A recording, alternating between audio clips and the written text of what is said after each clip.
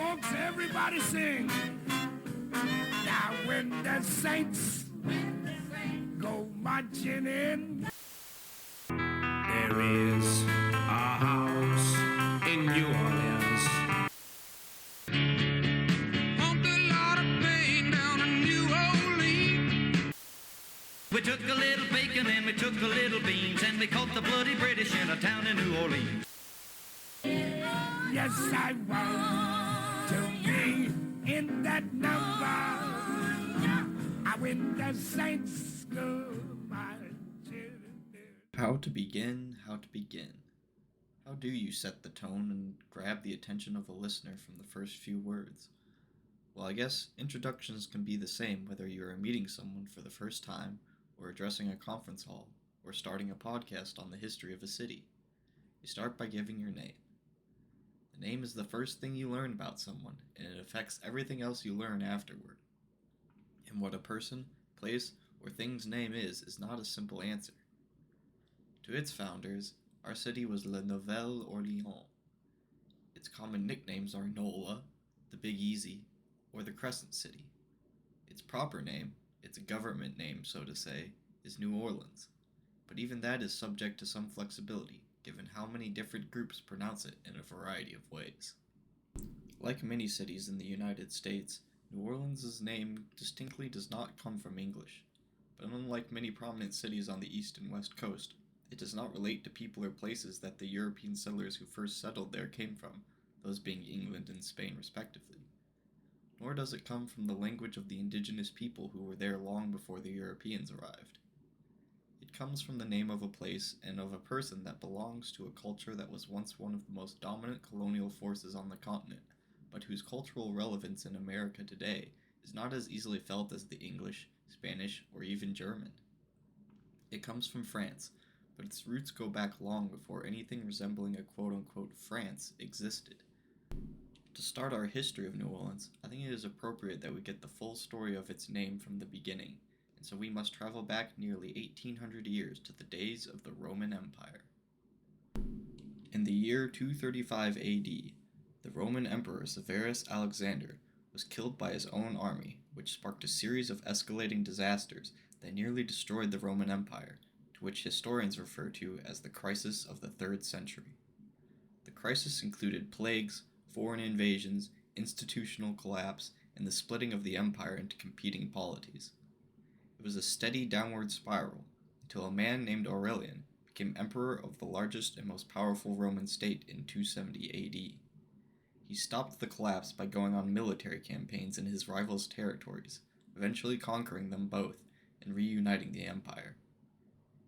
During his conquest of the Gallic Kingdom, which constituted most of modern-day France and England, he came to the city of Cenabum, a little northwest of the geographic center of modern-day France. It was this city that he decided would be rebuilt and renamed after himself, dubbing it Urbs Aurelianorum, which would later become Aurelianum, and evolve with the French language to finally settle at Orléans, or, to the English, Orleans. The city of Orleans is prominent in French history. In the early days of France, it was its capital, but during the Middle Ages there was no such thing as France. There were a collection of Frankish kingdoms, of which Orleans was the capital of one. The kingdom of Orleans was eventually united with the other Frankish kingdoms under Clovis I, the first king of the Franks. It was Clovis who set Orleans as the home city of the Merovingian dynasty that would rule the Frankish kingdoms, who were intermittently united and disunited for almost 300 years.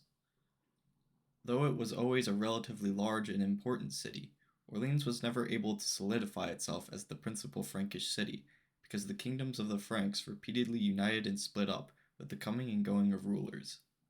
The successor dynasty of the Merovingians, the Carolingians, held their court mostly in Aachen, and so the focus shifted away from Orleans for the 230 years that they reigned.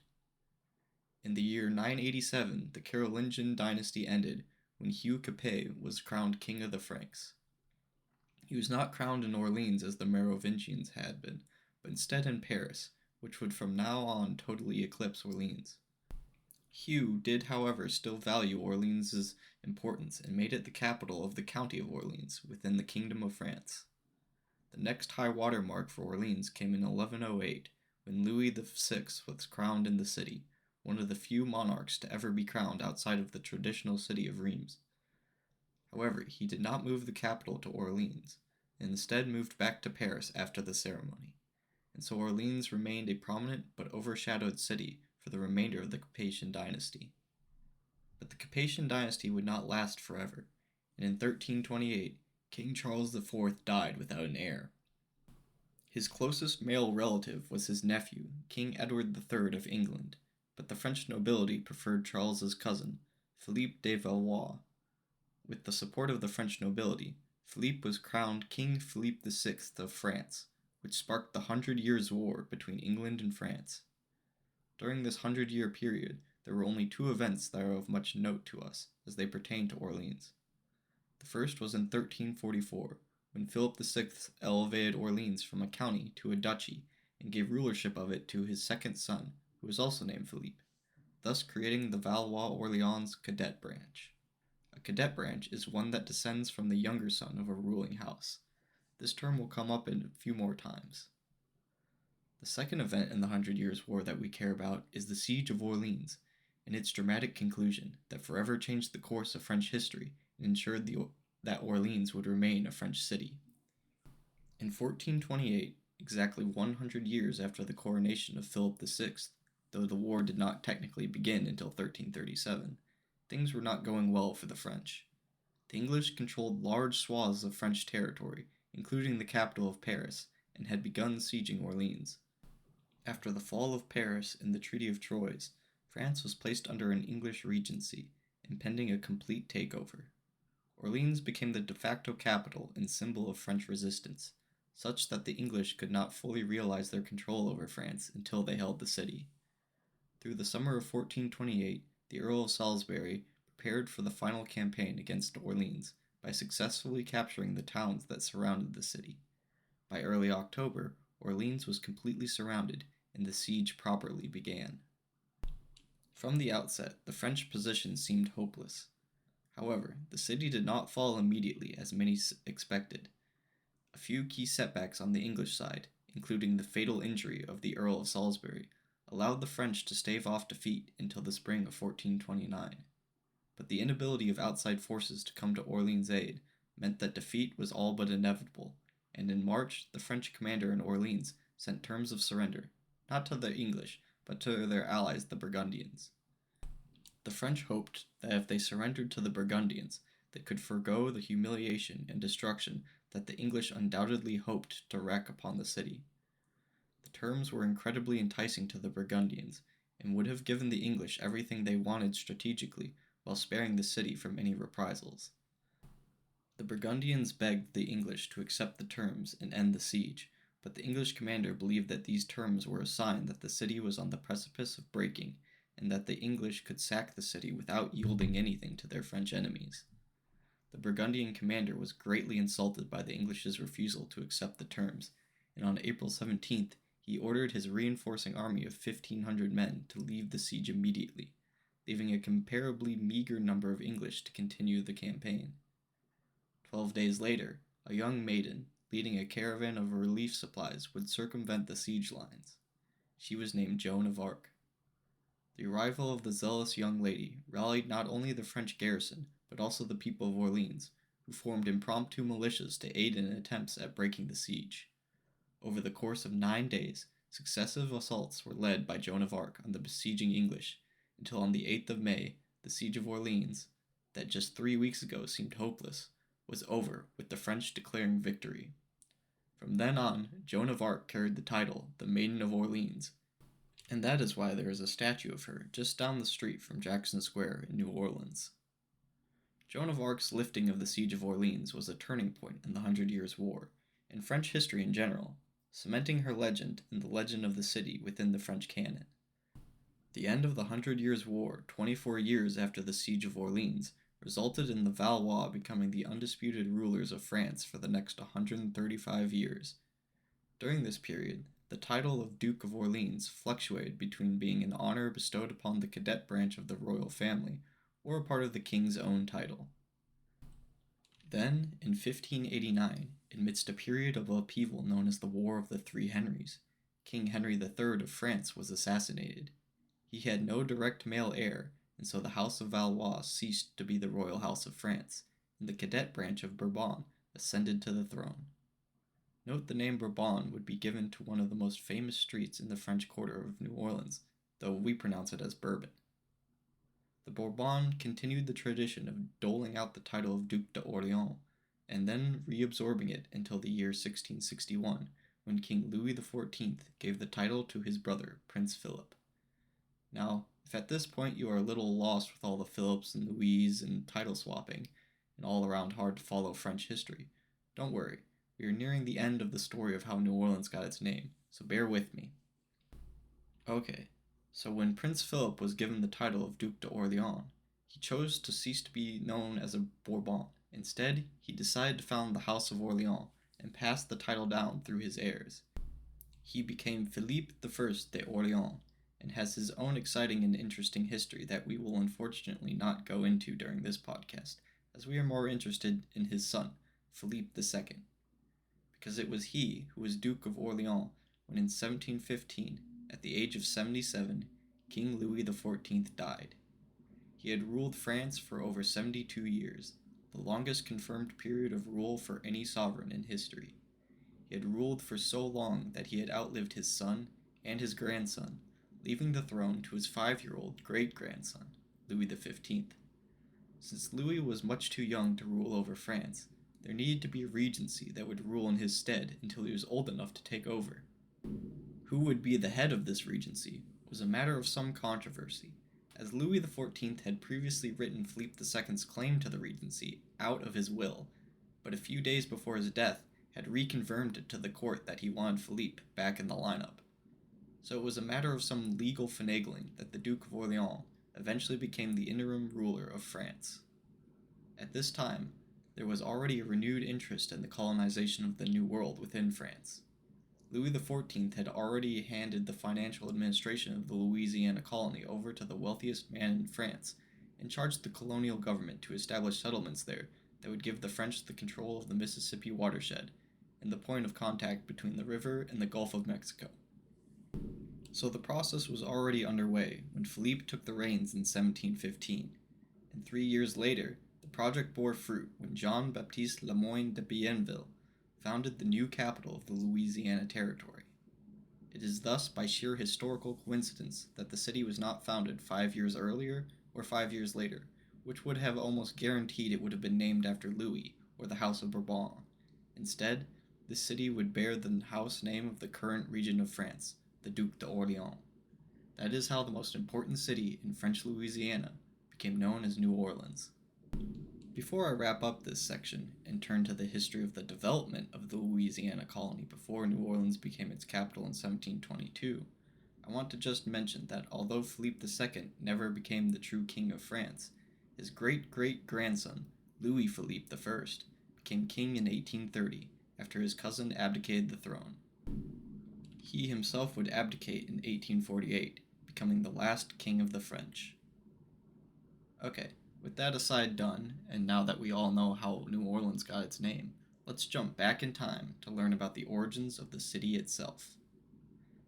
Every American who has completed elementary school knows the old rhyme, in 1492, Columbus sailed the ocean blue. This is the starting point of almost every American history education, and is traditionally taught as Columbus's quote-unquote discovering of the New World. In recent years, there has been backlash to this popular point of view as European exceptionalism, but it still remains that the 1492 expedition was a pivotal event in world history. It came at an interesting time in Europe's development, and was spurred mostly by economic opportunity, or rather, lack thereof. See, the kingdoms of Europe had been running a trade deficit with the rest of the world for generations, and for a long time the problem went unnoticed, until in the 15th century it became too big to ignore. This sparked an exploration boom, originating in Portugal, in order to find new trade routes and new sources of income. Now, up until 1492, The Portuguese had been sailing south around Africa, establishing trading posts on the African coast and charting maps that they hoped would eventually lead east to China and the lucrative East Indies. This dream finally came true in 1488, when the first European ship rounded the southern tip of Africa and showed that you could sail directly around the continent and arrive in the eastern oceans. However, this journey was immensely long and dangerous. It was simply unfeasible as a long-term trade venture. That is why Columbus began pitching his idea of sailing west to go east, hopefully cutting down the travel time and opening up new markets. There were quite a few skeptics to his plan, especially in his hometown of Genoa, and so he had to seek investors from foreign lands, and luckily for him, he found a willing partner in Spain. As we all know, Columbus sailed west, ran smack dab into the Caribbean, declared they had found the western route to the eastern markets, and sailed home with prizes and captives in tow. News of the voyage to the New World exploded like a bombshell in Europe. The two powers already positioned to capitalize on its quote-unquote discoveries were Portugal and Spain. Hoping to avoid conflict, the Pope issued a decree called the Inter Cetera that split the world in half, giving Portugal claim to all lands east of the line and Spain those to the west. At first, this seemed to be a big win for Portugal, as they gained all of Africa, India, and the East Indies, while Spain's half was a big blank space on the charts. Eventually, throughout the 1500s, various Spanish expeditions would show that this blank space included two huge continents that were ripe for exploitation. And exploitation was the initial goal of the Spanish crown. After all, as I stated before, this whole exploration hobby was driven principally by the need to revitalize the European economy, i.e., to make the rulers of European kingdoms richer. Nothing in the world, at least at this point in time, could make you richer faster than controlling mines that produced precious metals such as silver and gold. Lo and behold, this is exactly what Spain stumbled across in Peru and Mexico, which all but guaranteed the expansion of Spain's interest in the New World at the expense of those who already lived there. However, not all the hills and valleys, rivers and lakes, plains and deserts of North and South America are chock full of gold and silver. But the Spanish did not know this, so they had to send countless expeditions to chart and document the land that they claimed God had given them. One of these expeditions, in 1519, sailed through the Gulf of Mexico along the southern coast of North America. It was on this trip that the explorer Alonso Pinedo first documented the possibility of a great freshwater river that empties into the Gulf. He called it the Rio de Espiritu Santo, or the River of the Holy Spirit, but the natives called it the Mississippi. Pinedo and others that came after him did not find any evidence of gold on the Gulf Coast, and so that area was largely ignored by Spanish colonialists. Instead, they wanted to set up mining operations that would not be interested in long-term settlement, but instead be focused entirely on efficiently stripping the land of precious metal. They did, however, see the value in setting up a permanent settlement in the New World, in which they could concentrate all their wealth before shipping it back to Europe. Even in these early days of trade in the New World, piracy was the chief concern of any honest Spanish sailor. It was best to travel in a large convoy to avoid looking like an easy target for opportunistic freelance entrepreneurs. To this end, the settlement would have to be relatively centrally located, as there was a large distance between the various mining settlements. It would also have to be well fortified and easily defended in case any major European power got the bright idea to sack the repository of wealth. The place that fit all these criteria was the northwestern coast of the largest island in the Caribbean. That is why in 1519, the Spanish founded the future capital of Cuba, Havana. This location had an added benefit that I have not mentioned yet, but that was just as important as safety and centrality, and that was that it gave easy access to the Gulf Stream. The Gulf Stream is a warm water current that flows east from the Gulf of Mexico all the way to Spain and then circulates around the south via Africa until returning to the Gulf. In essence, it is a clockwise river that makes sailing across the Atlantic vastly faster and easier than normal. During the heyday of Spanish colonialism, the Gulf Stream would essentially be a river of gold. The idea of a port city with access to the Gulf Stream would stick in the minds of Europeans for hundreds of years, as each colonial power would vie for control of this important resource. Many cities would follow in Havana's footsteps. Almost exactly 200 years after Havana's founding, the French would attempt to harness not only the power of the Gulf Stream, but also the central artery of North America, the Mississippi. This would lead to them founding New Orleans. But before we get to that, there's a lot more colonial history that we have to go through so that we can better understand the context in which the subject of this podcast was created. In fact, at this point in our narrative, the French haven't even arrived in the New World. Of course, there were a few Frenchmen over there, but they were mainly pirates or privateers, skimming the cream off the Spanish treasure fleets, acting sometimes with the consent of the French crown, but not with its backing. The 1500s were a century of Spanish and Portuguese dominance of the colonial game, and then, in 1580, when Spain's royal family united with Portugal's, and the two countries united under one ruler. When the two countries on the Iberian Peninsula unified, it also brought about the unification of their colonial empires. There was a common phrase used throughout the 19th and 20th century that the sun never set on the British Empire. This was literally true, as their colonial holdings spanned every continent except Antarctica, meaning that there was never a point in time where there wasn't some part of the British Empire under daylight. It was also used metaphorically to imply that the British Empire was so powerful that it would last forever. But the irony is that the phrase was first used to describe the Spanish Empire at this point in our story, and the fact that it was later changed to reference the British shows that the sun did indeed set on the Spanish, just as it eventually did on the British. Anyway, that is all to say that in the last few decades of the 1500s, Spain's reach was second to none. However, the empire was not as powerful as it might seem looking at a map. Sure, Spain held territory from Mexico to the southern tip of South America, and from the West Indies to the Philippines, and many places in between, but it was not necessarily reaping the benefits of all of its wealth. Various factors were chipping away at Spanish dominance, including rampant inflation, foreign debts that meant all the gold and silver from the New World flowed to Spain and then immediately to their creditors in German and Italian banking families. Wars and bribes sapped any remaining wealth that the so-called mightiest empire in the world possessed. Then, after the turn of the century, the Spanish monopoly on colonialism began to slip with the entrance of France, Britain, and the Netherlands into the game. The first French colony in the New World was way up north in Quebec, far outside the sphere of Spanish influence. But it didn't take long until France felt sure enough to challenge the conquistadors in their own backyard. They knew that Havana was the key part of Spain's success in the West, but they didn't want to provoke a mainland European war by seizing the colony directly.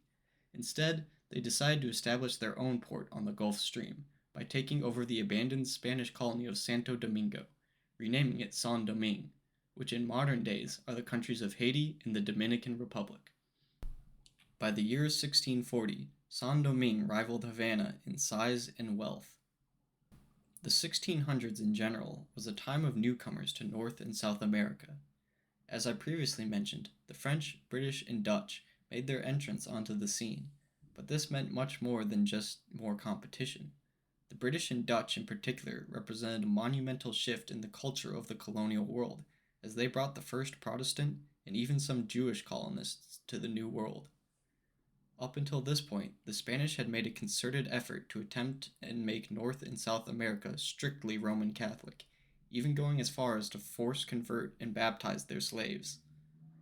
On the point of slaves, which are an often overlooked and dehumanized demographic even in the historical retelling of the age, the 1600s also shifted this group's makeup. In the early days of colonization, the Spanish relied on Native American slaves to do the manual labor of resource extraction. But as time went on, they relied more and more on imported African slaves to take over from the natives who were dying out at a horrifying rate due to disease, mistreatment, and wars between them and the colonizers. When discussing the slavery in the New World, it is rightly framed as a disgusting atrocity that dehumanized a huge swath of innocent victims. But this framing, even though accurate, can sometimes fall short in recognizing the victims as human, by overlooking their culture and how resilient it was to the attempt to erase it. I hope to adequately include in this narrative of New Orleans and the context in which it grew out of a recognition of how the enslaved peoples endured under the cultural pressures of the European colonialists, how they adapted to their circumstances, and how they passed on their art and culture through all the hardships that they went through. No colonial power escaped the stain of slavery, but at this point the French colonies were still too small to effectively participate in the barbaric practice. Despite the fact that France had claimed Canada as New France since 1536, their colonial ventures had not started until the 1608 founding of Quebec. In the subsequent years, they further settled in Montreal and in the Caribbean on Saint-Domingue, in Guadeloupe. The immense distance separating the French colonies made effectively exploiting them difficult. It was relatively easy to sail from France to either Saint-Domingue or Quebec, but to sail from one colony to the other meant going past the Dutch and British controlled eastern coast of North America. The other option, of going overland through the wilderness and native tribal lands of modern-day America, was even more daunting. However, this did not stop French explorers from trying to find an easier way to connect the French colonies. The first significant leap in this direction was an expedition in 1678 led by Louis Joliet and Jacques Marquette that began in Quebec, made its way south through the Great Lakes and Michigan, and then down to the Central Artery of America. They traveled the Mississippi for nearly 1,500 miles until turning back to return to Quebec. Had they continued for less than 500 more miles, they would have reached the Gulf of Mexico. However, 4 years after Marquette and Joliet failed to make it to the Gulf, René Robert Cavelier, Lord of La Salle, followed in their footsteps and finally completed the overland journey from Quebec to the Gulf using the Mississippi River. On his way, he claimed the entire Mississippi watershed for King Louis XIV of France, naming the area Louisiana. La Salle attempted to name the central river of America St. Louis River, but it never stuck, and people continued to call it by its original Ojibwa name, Mississippi. The claiming of Louisiana coincided with a monumental shift in French politics. In the year 1685, Louis XIV decided that France's soul needed to be cleansed, and by that he meant it needed to be recatholicized. To this end, he first implemented the Code Noir, or Black Code, which mandated that all Jews be expelled from French colonies, and that all slaves were to be forced baptized into the Roman Catholic Church, and that no religion other than Roman Catholicism could be practiced in the colonies. Due to the limitations of the day's technology, the French crown had very limited control over the colonies, and so this code was largely ignored. But the second recatholicization decree that came later in 1685 targeted the homeland and would have monumental effects on the future development of the French colonies. This decree repealed the 1598 Edict of Nantes that gave religious freedom to Protestants in France. The crackdown on Protestants that followed was reminiscent of the religious persecutions in Europe of earlier generations, but by 1680s, these practices were well out of fashion. In general, Protestants throughout Europe were able to coexist with their Catholic neighbors, and in many countries, including France, made up a significantly industrious portion of the economy.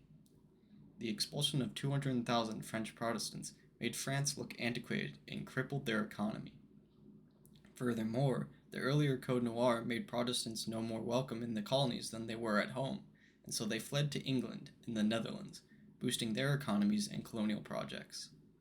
All in all, the attempt to recatholicize France stymied the growth of their colonies in the New World and created a latent crisis within the French financial institutions. It would only be 3 years later, in 1688, that a war in Europe would throw the feebleness of France's economy into the spotlight.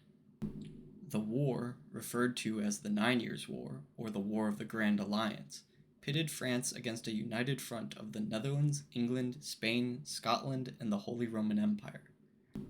As the name would suggest, the conflict lasted 9 years until the Treaty of Ryswick in 1697. I won't go into too much detail of the conflict. Instead, I want to highlight a few key points that are pertinent to our story.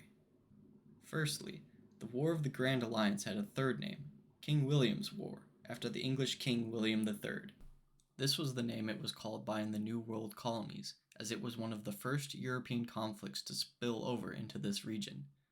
The results of King William's War were largely inconclusive, but it is important to note that it largely involved the courting of different native tribes and nations to fight on behalf of the European settlers, and that it made the European monarchs more aware of how much their economies relied on trade and exploitation in the colonies. Secondly, the 9 Years' War was largely politically and territorially inconclusive. Neither side drew significant concessions out of the other, and many political questions, such as the future succession of the Spanish throne, were left unanswered. This meant that although the war ended in 1697, it was only a matter of time before the great powers of Europe would be thrown into another conflict. Thirdly, and most important thing to note about the war was that it was an economic disaster for both sides, but especially the French. As the art of war has progressed through the ages, one thing has remained clear. In order to win, you must be able to pay. Pay your troops, pay your allies, and should you lose, pay your enemies. Over time, the scale of men and weapons has increased, and thus the price of war has increased. By the late 1600s, the old-fashioned method of paying with precious metal was just too slow and inefficient to meet the needs of a modern army. Both sides experienced this, and both sides faced economic collapse as a result of it. The British and Dutch were able to weather the storm more effectively than the French due to their control of the seas and maritime trade, but eventually they had to do something drastic to stop their countries from falling into economic ruin. The big solution they came up with was paper currency, backed by precious metal, but easier to move and print. Along with the paper money came a new institution that could regulate it, the Bank of England. This was a revolution not only for wartime spending, but in the entire world of commerce. Comparatively, the French lagged behind. Not only had their economy been crippled by the flight of the industrious Protestants, but they failed to follow England's example and remained with hard specie. The economic troubles that came as a result of the 9 Years' War made all the colonial powers, and especially France, desperate to draw more profits from their colonial holdings in the New World. This meant an increase in demand for more plantations, which meant more slaves and more settlers. Furthermore, the French needed a new source for their precious metal currency, and so new expeditions to find such a source were sent to Louisiana. The British sought to strike a blow at their rivals by establishing a fortified outpost at the mouth of the Mississippi. This would make transporting gold or silver found in Louisiana back to France incredibly difficult. Thus, in 1698, the race to own the Mississippi began. The French were the first ones off the starting blocks, when the Minister of the Navy, the Comte de Pontchartrain, contracted a successful frontiersman, fur trader, and war hero from Newfoundland, named Pierre Le Moyne Sieur d'Iberville, to sail to Saint-Domingue and then travel west along the coast of the Gulf of Mexico to find where the Mississippi emptied into it. Iberville set out in 1699, bringing along a small group of explorers that included his 17-year-old brother, Jean-Baptiste Le Moyne de Bienville. He will be very important in the near future of our story. When the Spanish caught word of Iberville's expedition, they joined in the race. There was an already well-established Spanish colony in Florida, and they sent men to fortify a position further west, along the Gulf Coast to head off Iberville. They fortified the best position they could find in the Bay of Pensacola, which now marks the western border of Florida. The Spanish succeeded in heading off Iberville, as he had departed from Saint-Domingue with the intention of landing at Pensacola, but was forced to continue westward when he found the Spaniards already there. Iberville and his group proceeded westward until they came to a point about 60 miles south of modern-day New Orleans. Here, they decided to stop and pitch their camp on a very holy day on the Catholic calendar. It was the Tuesday before Ash Wednesday, also known as Fat Tuesday, or to the French, Mardi Gras. That is how this point, that juts into the Gulf, became known as Point du Mardi Gras. The naming of this point preempts the spectacular festivities that would become a defining symbol of French Louisiana, though there are records that state that Iberville and company enjoyed quite a night of festivities with the local natives at this location. After spending some time at Point du Mardi Gras, exploring the surrounding area, Iberville decided that there was not a suitable place here to establish a base for France. He also decided that they had moved too far west along the coast, and if they went any further, they would be too far away from any French outposts to be able to hold a position if it came under attack. So Iberville and his men moved back east until they came to a point about halfway between Point de Mardi Gras and Pensacola. Here, Iberville decided that they were close enough to French support that they could set up a settlement that would serve as both a launching off point for future expansion west and also block the Spaniards from moving into French Louisiana. Biloxi looked like a good spot when you zoom out on the map, but the reality on the ground was that it was a terrible place for settlement. The soil was sandy, and thus not suitable for growing the crops needed to sustain a population. Furthermore, even though it was in close proximity to the Gulf, there was a stretch of narrow and shallow waterways between it and the sea that meant that all supplies that came from France or the other French colonies had to be unpacked from the larger cargo ships into smaller boats, and then from those smaller boats had to be unpacked into even smaller crafts in a convoluted system to finally reach Biloxi. That is probably why this initial settlement only lasted 3 years. But Iberville did not stick around to see this settlement through. He had only completed half of his mission when he founded Biloxi. The other half was to find the true mouth of the Mississippi, where it really emptied into the Gulf of Mexico. The difficulty of this task was made immense by the fact that the Mississippi River widens and branches into the Mississippi Delta as it nears the Gulf. It creates countless still water bayous that, though they look promising when observed from a ship in the Gulf, are actually not suitable for moving ships into or out of the river. As Iberville labored away at this task, he enlisted the help of native guides. One of these guides told Iberville of a thin, flat stretch of land that separated the Mississippi from a large body of water that the French explorers knew as Lake St. Louis, but that we now call Lake Pontchartrain. This was huge news. Lake Pontchartrain empties into an adjacent smaller lake named Lake Bourgogne, which in turn empties into the Gulf of Mexico. That meant that anyone looking to go from the Mississippi to the Gulf simply had to cross this 2-mile wide strip of land, and bam, there they were. Today, geologists call this strip of land Esplanade Ridge, but most everyone else calls it by the roadway that passes over it, Esplanade Avenue. The twist in this revelation comes when Iberville decides not to capitalize on this information and writes off the idea of creating a settlement along the shores of Lake Pontchartrain. His reasoning comes down to the fact that Iberville did not believe the Mississippi River to be navigable, and so there was really no point in wasting resources on exploiting its connection to Lake Pontchartrain. Luckily for us, Iberville's younger brother kept note of this thin strip of land, and when it was his turn to lead the settlement efforts in Louisiana, he would not forget it. For the time being, however, Iberville turned back west, and after he built a fort near modern-day Mobile, he sailed home and concluded his time in Louisiana. The time he spent in the territory from 1699 to 1702 was actually split up between 3 separate voyages, but for the sake of simplicity, you can just think of them as one connected event in the history of Louisiana. Our narrative follows a similar course as Iberville, as now we will leave Louisiana and return to the European mainland as another war between the colonial powers had broken out, and yet again, this conflict would have major repercussions for the development of the New World colonies. Carlos II of Spain was a textbook example of the dangers of inbreeding within the nobility. He was severely disabled both mentally and physically, on top of likely being completely sterile.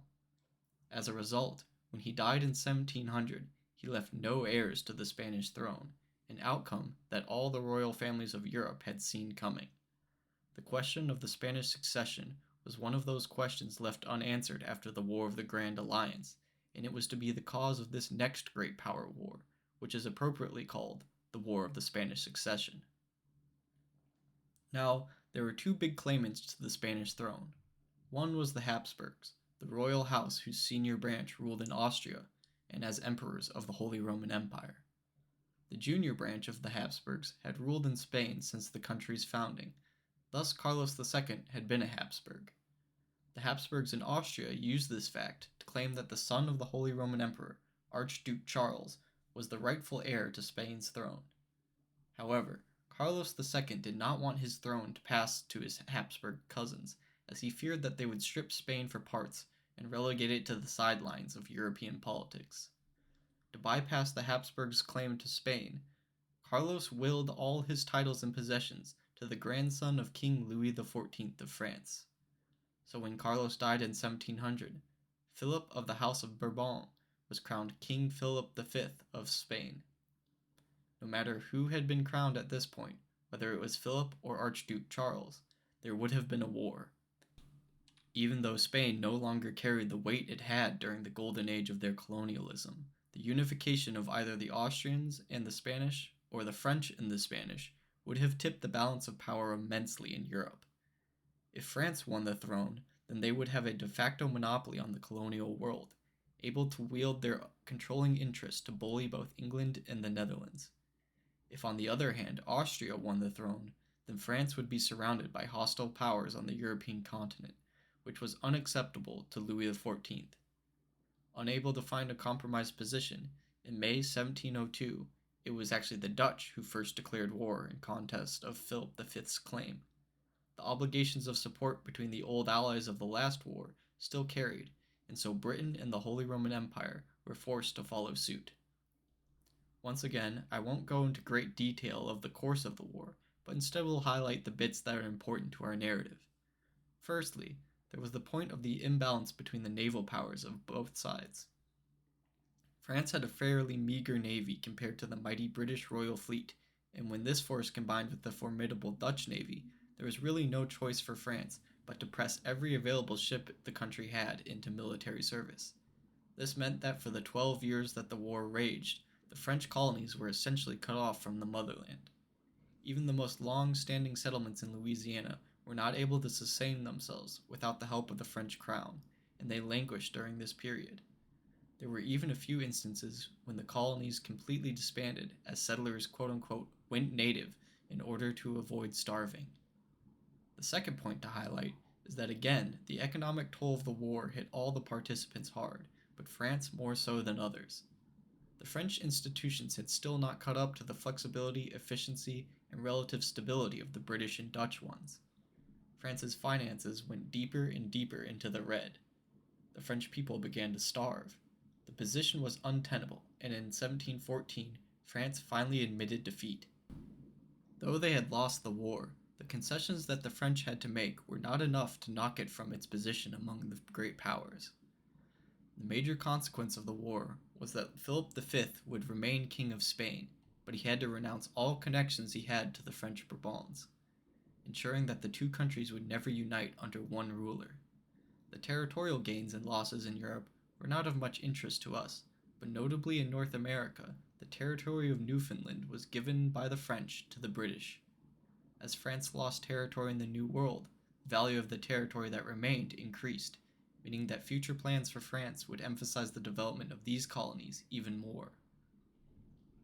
The war had crippled the few settlements that had sprung up in Louisiana in the first few years of the 18th century, and the French would need to send new expeditions to find suitable places to settle so that they could use the valuable trade in the New World to rebuild the economy at home. Unfortunately, their go-to man for the development of Louisiana, Iberville, had died during the war. Fortunately, there were a few prospective up-and-comers who could possibly replace him. The first candidate was a man whose origins were similar to Iberville's. His name was Antoine de la Mothe, Sieur de Cadillac, and he was born in Gascony in France, but was forced to flee to America at the age of 25.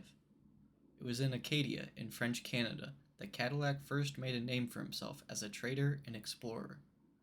Over his time in America, he gained a great deal of knowledge of the Great Lakes region and a good working relationship with the local native communities, which led to him being valued quite highly by the governor of New France and the Minister of the Navy, Pontchartrain, who was essentially the director of colonial affairs. His knowledge, his contacts, and now his political connections with high-up colonial officials led to Cadillac being given the responsibility of commanding the fort in modern-day St. Ignace.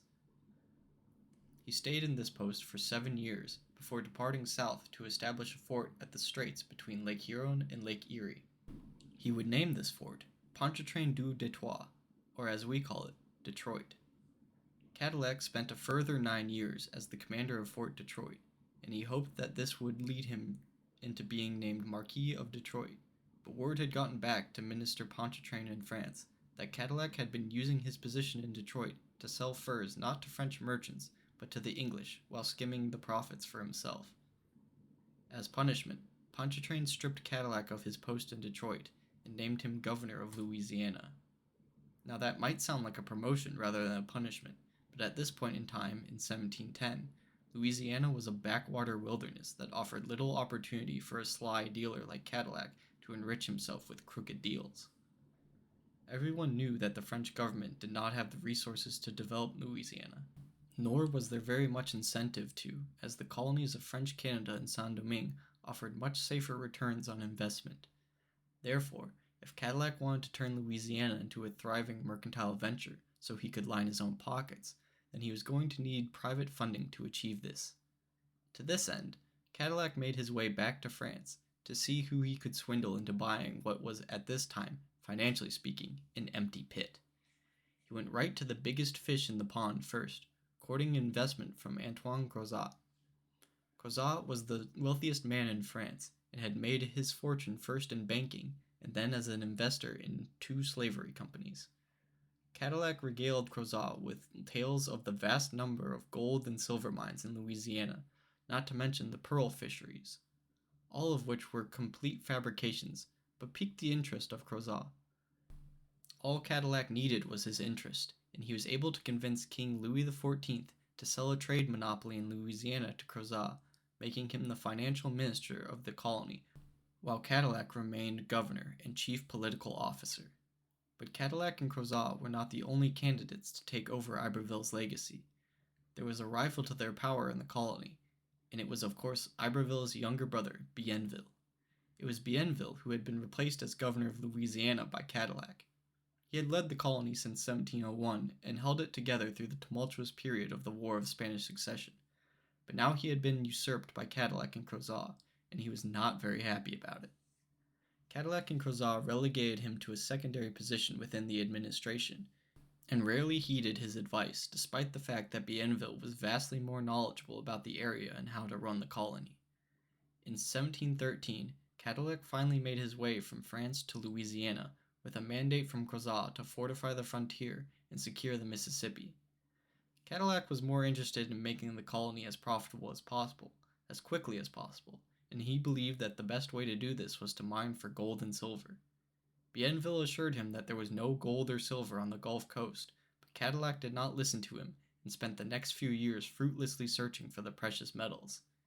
He did at least concede to Crozat and Bienville's pleading that he established fortifications to block the Spanish and British from encroaching on the Mississippi River, when in 1714 the French learned of British plans to push into Louisiana. Cadillac allowed Bienville to send his second-in-command, a man by the name of Saint Denis, to establish an inland outpost to secure the Mississippi upriver of the coast, as well as form trade connections with the local native communities.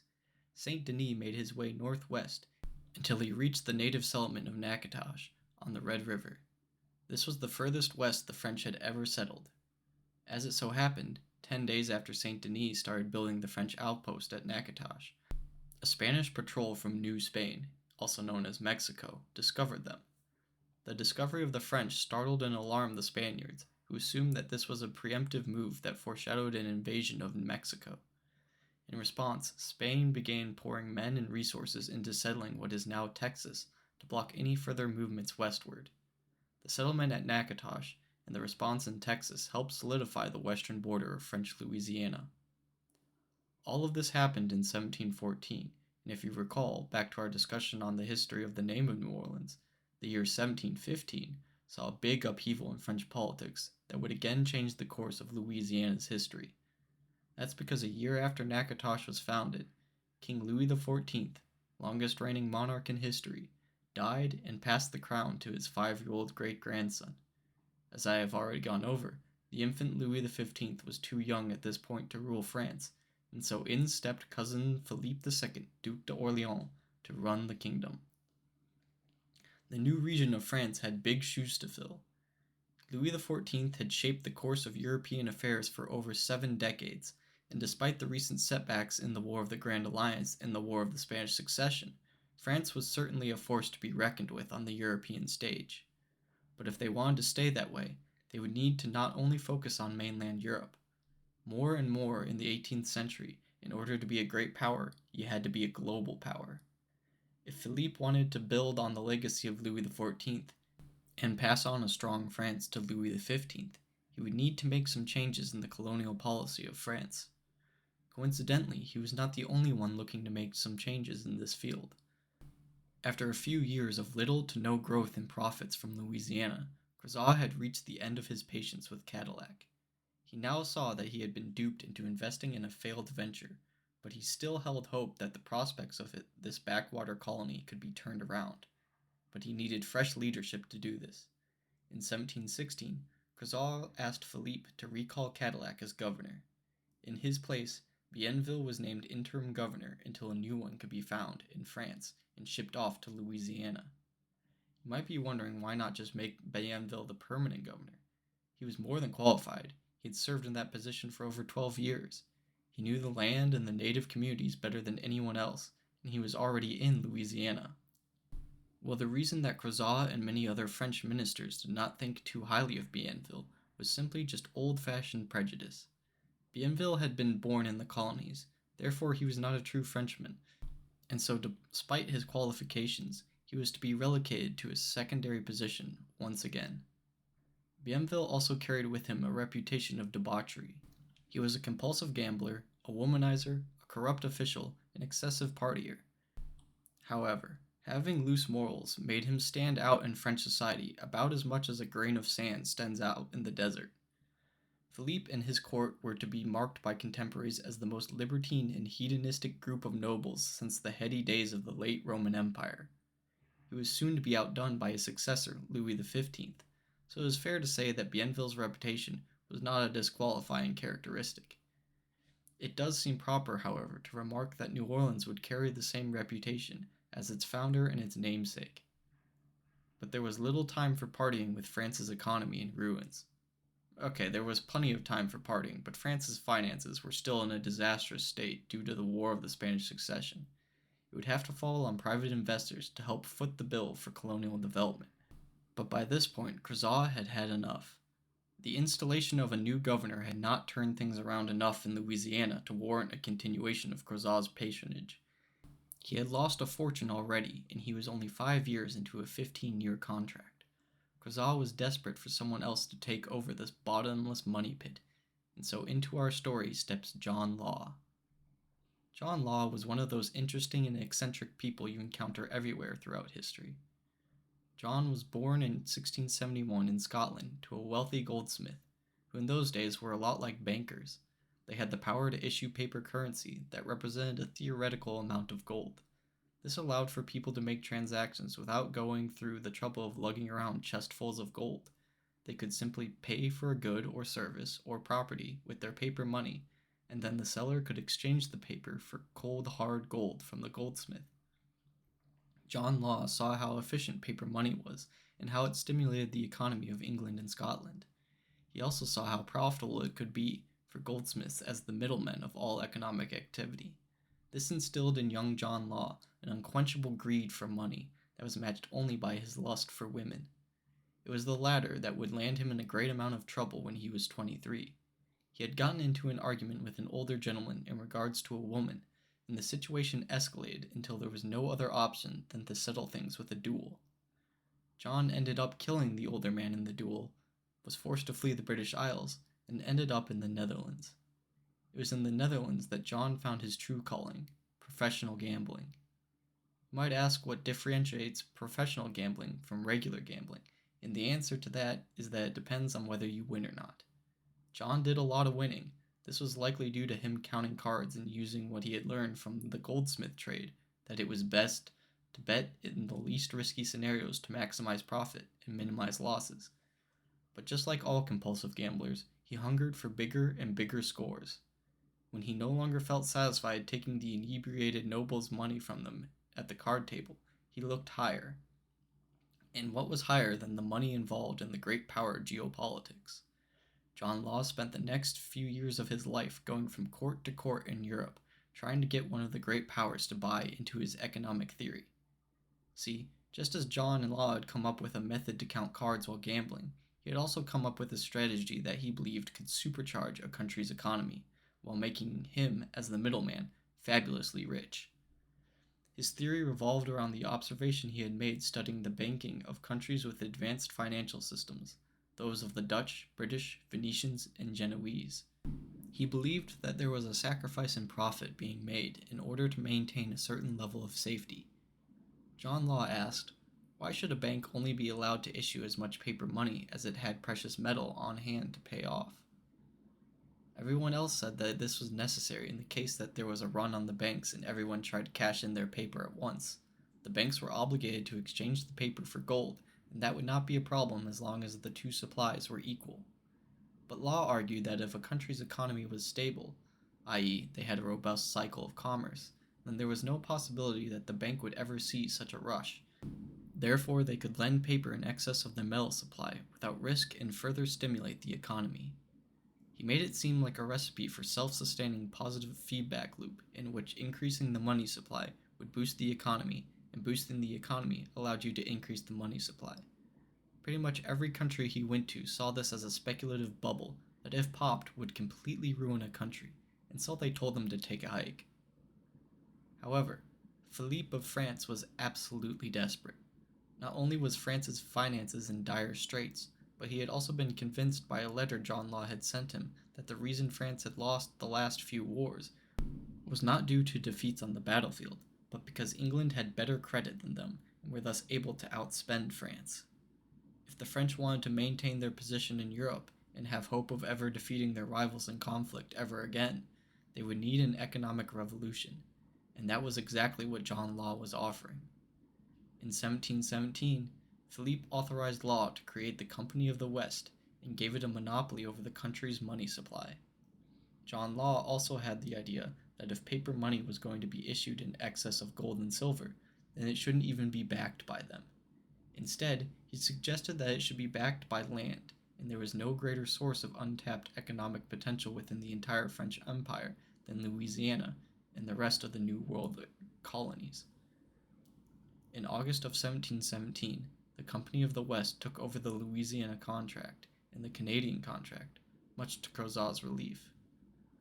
Only 1 month later, in one of his first acts as financial administrator of Louisiana, John Law authorized the establishment of a new city in the colony. This city was not going to be like Natchitoches or the other outposts in Louisiana.